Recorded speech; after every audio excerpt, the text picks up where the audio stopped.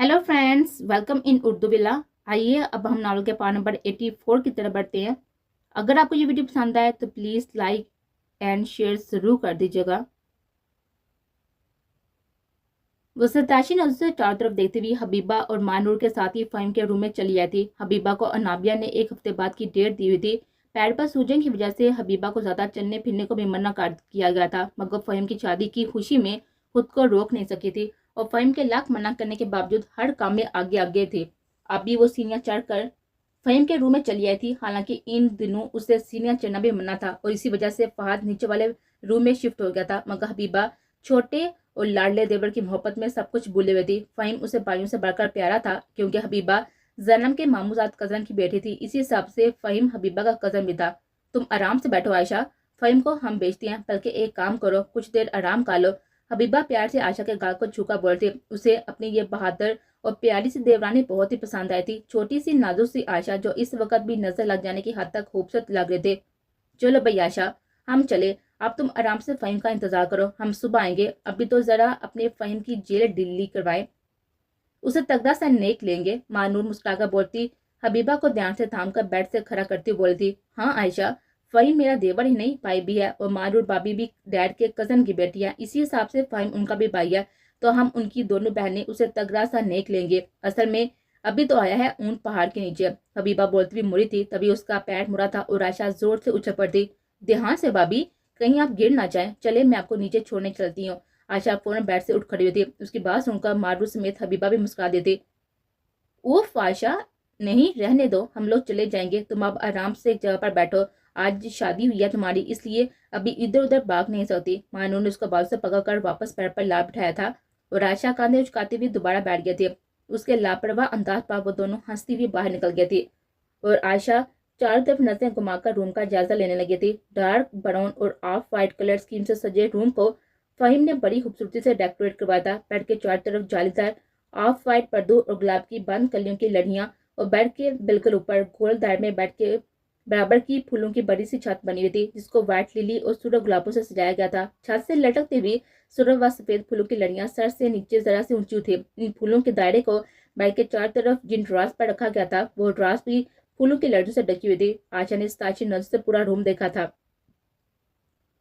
Interesting and beautiful, यानी अपने room को सजाने में फ़हीम रानी ने काफी मेहनत की है। आशा ने मुस्कुराते हुए खुद से कहा था। तभी दरवाजे पर हलचल सी हुई थी और कुछ देर में शोर शराबे की आवाज के साथ ही मुकम्मल सुकून छा गया था। फिर कुछ ही मिनट के बाद दरवाजा खुलकर फ़हीम अंदर दाखिल हुआ था।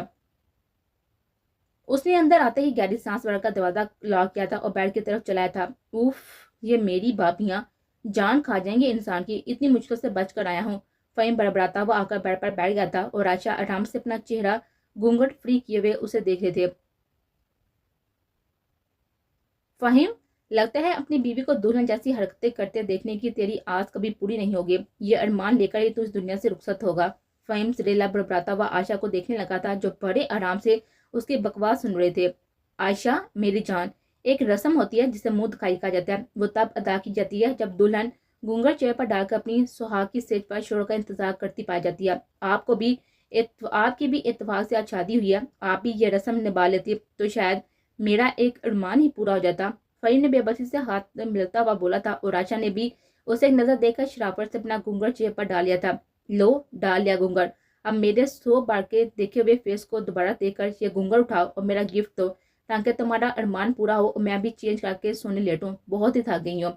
आशा की बेसहार आवाज पर फ़हीम हक दक सा बैठा रह गया था। मगर आज हमारी शादी हुई है आशा, और आप सोएंगी। मेरा मतलब है हमारी शादी हुई है और हमारी सुहाग रात। मतलब आप।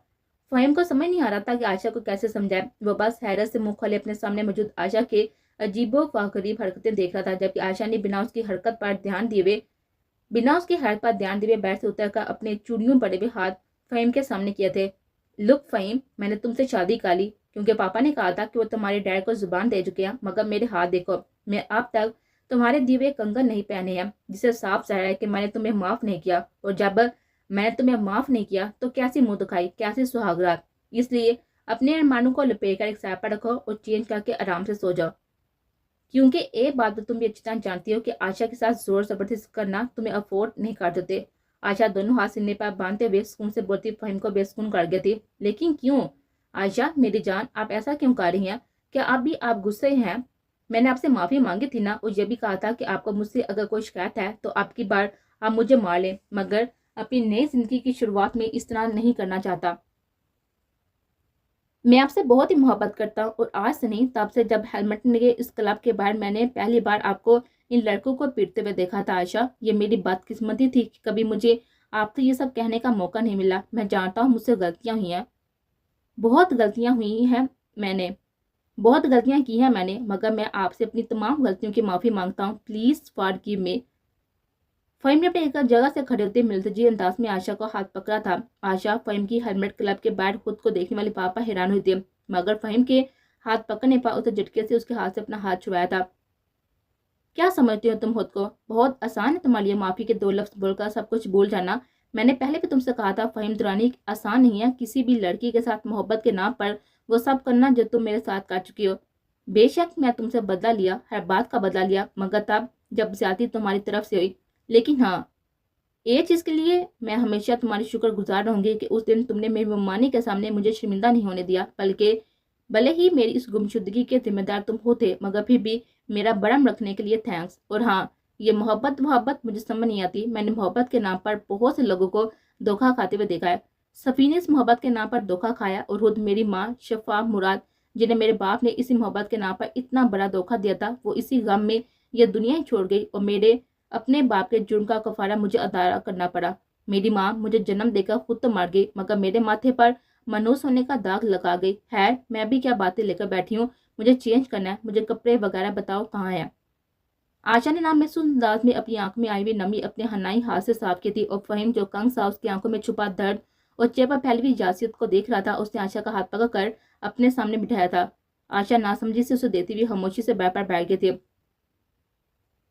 आयशा मेरी जान, मुझे नहीं पता कि मोहब्बत के कितने रूप होते हैं, या आपने मोहब्बत के नाम पर किस किस को धोखा देते हुए को देखा है। मैं आपसे बस अपनी बात करता हूँ। मुझे मोहब्बत पर बड़े बड़े लेक्चर देने नहीं आते, मगर हाँ, जब से आपको देखा है तभी आपके सामने सरनंगू हो गया हूँ। इस दिन के बाद से आपको ही सोचा, आप ही को अपना सब कुछ समझा।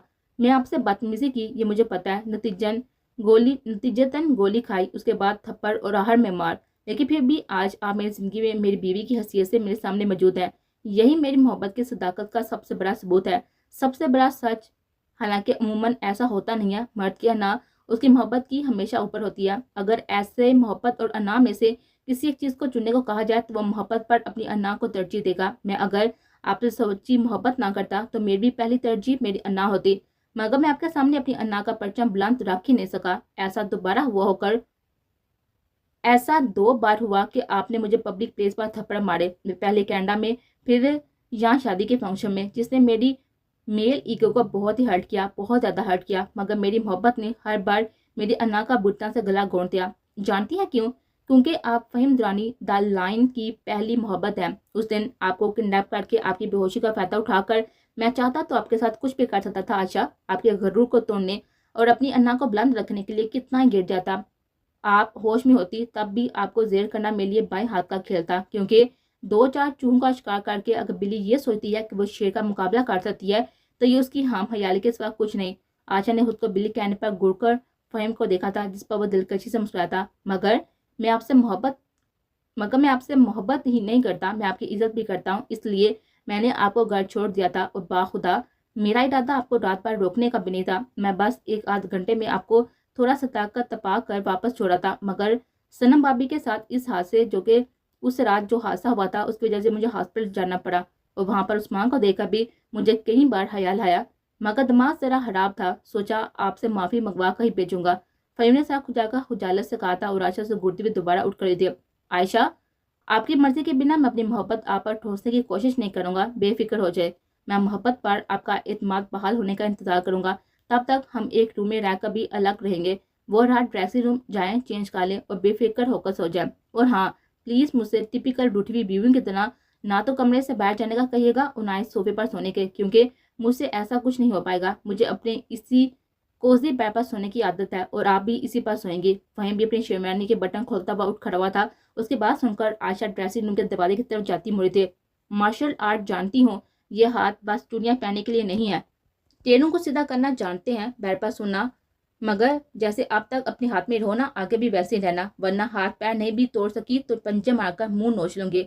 आशा उसे वार्न करती ड्रेसिंग रूम में चली गई थी और फहीम बेबसी से भरी हुई गहरी सांस भरता हुआ ताजल से नफी में साड़ी लाने लगा था।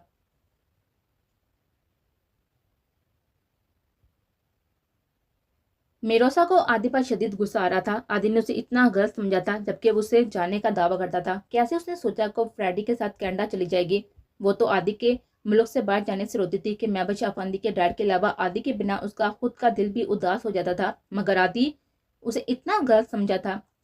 क्या वो इतनी ही हौसले वाली थी। वो जलती कुचलती हुई बस इन्हीं सोचों में गुम थी कि घर के लैंड फोन की बैल बजने लगी थी।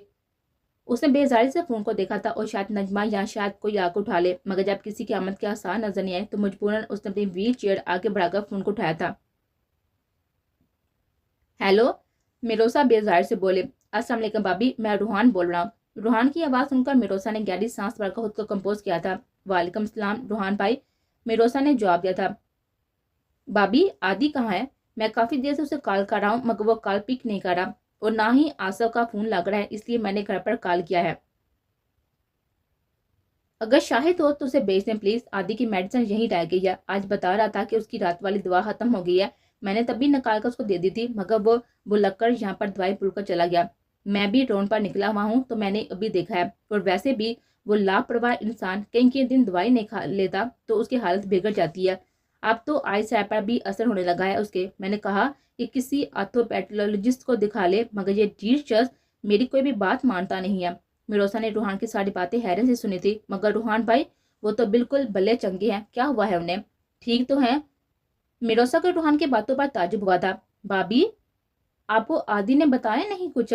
मिरोसा रूहान की अगली बात पर मजीद हैरान हुई थी। नहीं तो उन्होंने मुझे क्या बताना था? क्या वो बीमार है? मगर अभी तो अच्छे भले मेरे सामने से गए हैं। कब बीमार हुए मुझे तो बताया नहीं उन्होंने। मिरोसा की हैरत भरी आवाज सुनकर रूहान ने गहरी सांस भरते खुद को बोलने के लिए तैयार करने लगा था। उसे पता था कि दिल में बेताशा दर्द छुपाने के बाद भी आदि जैसा ढीठ शख्स मर भले ही जाएगा, मगर बीवी के सामने कभी भी अपने मुंह से अपनी तकलीफ के बारे में कुछ नहीं फूटेगा। भाभी, आपके जाने का आदि का बहुत ही गहरा सदमा पहुंचा था, जिससे उसका नर्वस ब्रेकडाउन हो गया था, और वो भी बेहद शदीद नवैयत का। उसके बाद फिर 2 महीने के फर्ज से दोबारा से उस पर यह अटैक हुआ था, जिससे उसकी नर्व्स बहुत ही वीक हो गई हैं। इस नर्व्स ब्रेकडाउन की असल वजह स्ट्रेस थी। वो जब स्ट्रेस लेता है ना, उसका बहुत ही बुरा हाल हो जाता है, मगर उस बात पर कोई खास तवज्जो नहीं देता और खुद को अजियत देने का कोई भी मौका हाथ से जाने नहीं देता। यूनो बाप भी उसका पागलपन अब लिमिटेड होता जा रहा है। वो खुद को बुटना से अजियत देता है, कभी खुद को बेताशा बैट से पीटने लगता है, तो कभी आलम दीवानगी में अपने रूम में तोड़फोड़ मचाकर बिखरे कांच पर नंगे पैर चलने लगता है। कितनी बार स्लीपिंग पिल्स का ओवरडोज ले चुका है। कभी जिम में इस कदर हैवी वर्कआउट करने लगता है कि अगली सांस लेना 2 बार हो जाए। और अभी मुल्तान जाने से पहले उसने न जाने किस बात पर अपने हाथ बुटन से छुरी से काट डाले थे। बिल्कुल पागल होता जा रहा है और अब तो उसे स्ट्रोक्स भी आने लग गया।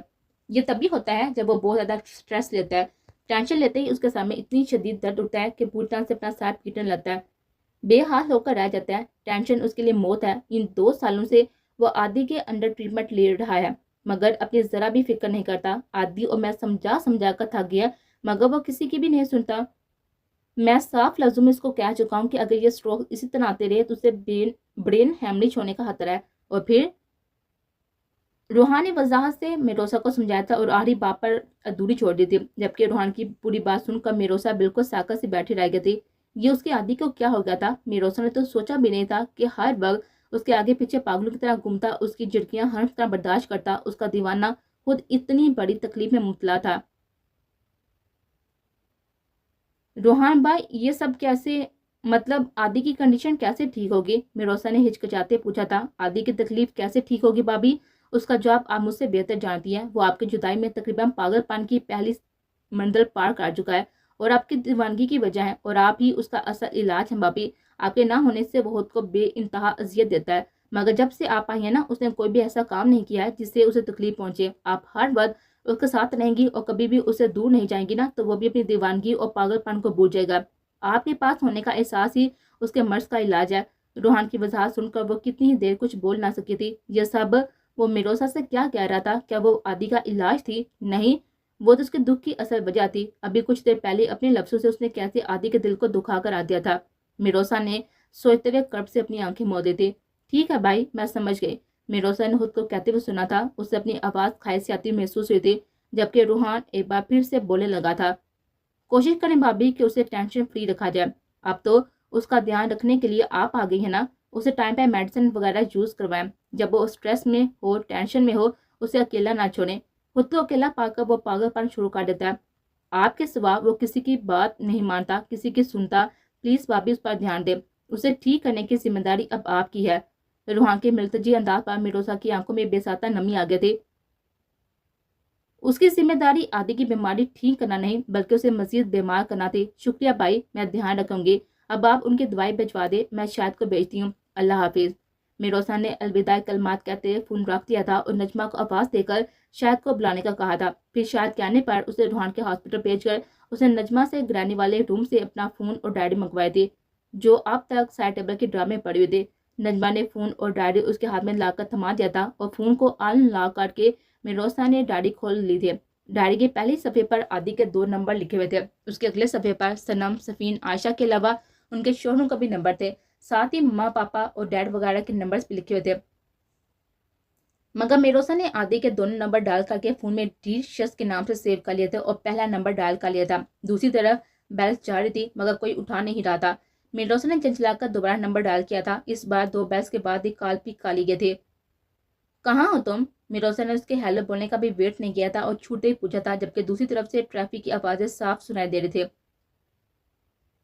एंजल, आपने मुझे कॉल की? जहर नसीब, कहीं खुशी से मार ही ना जाऊं आज। आदि की हल्की मुस्कुराती आवाज सुनाई दी थी और मिरोसा ने दहल का दिल ही में कहा था, खुदा ना करे, कहते हुए उसे से अपने फोन का घूरा जिसे वो आदि ही हो, जैसे वो आदि ही हो। जो पूछा है उसका जवाब दो मुझे, कहाँ हो? मिरोसा ने आदि को डबड़ते हुए पूछा था। काम से जा रहा था, हो सकता है रात को घर ना आ सकूं। आपको परेशान होने की जरूरत नहीं पड़ेगी, क्योंकि मैं नजमा से कह दूंगा वो आज आपके पास सोएगी। आदि की बात मिरोसा तिल मिला गई थी। जानी आज फिर कोई इसी किस्म का ड्रामा करने जा रहा था जैसे रूहान ने बताया था। जहां भी हो वापस घर लौट कर आओ, मैं इंतजार कर रही हूँ और कोई जरूरत नहीं है कहीं रुकने की। कब तक अपनी जिम्मेदारियां दूसरों के कंधों पर लाद कर खुद यूं ही छितर बेमहार बने घूमते रहोगे? मैं और आज तुम्हारी जिम्मेदारियां नजमा की नहीं। शराफत से घर वापस आओ, वरना कल घर में घुसने नहीं दूंगे। मेरे साथ गुस्से में बोली थी, जबकि दूसरी तरफ आदि उसके इस्तेहाक बड़े लहजे को सुनकर कुछ पल को कंग हो गया था। ये वो आज उसे किस टोन में बात करती? ये तो अपनायत बड़े प्यार से लबरेज धमके थे। तो क्या मिरोसा वाकई उसे अपनाना अपना समझने लगे थे? आदि का बुझा हुआ चेहरा मिरोसा की बेइज्जती करवा कर भी खुल उठा था। बोलते क्यों नहीं हो? वापस आना है कि नहीं, या मना कर दूं सारे नौकरों को कि अभी तुम्हें घर में एंट्री ना दें? उफ, मिरोसा की मासूम दम किया। ना ना एंजल, ऐसा गफ्स मत कीजिएगा। आप मुझे निकाल देंगी तो मैं बेचारा घर बदर होकर कहाँ मारा मारा फिरूंगा। मैं घर आ रहा हूँ, भला मैं अपनी नीली आंखों वाली गुड़िया की बात टाल सकता हूँ? आदित्य सरचार सा होकर गाड़ी मोड़ चुका था। Okay, I am waiting. मिरोसा ने फोन रखकर बाकी सबके नंबर्स अपने फोन पर सेव करने शुरू कर दिए थे।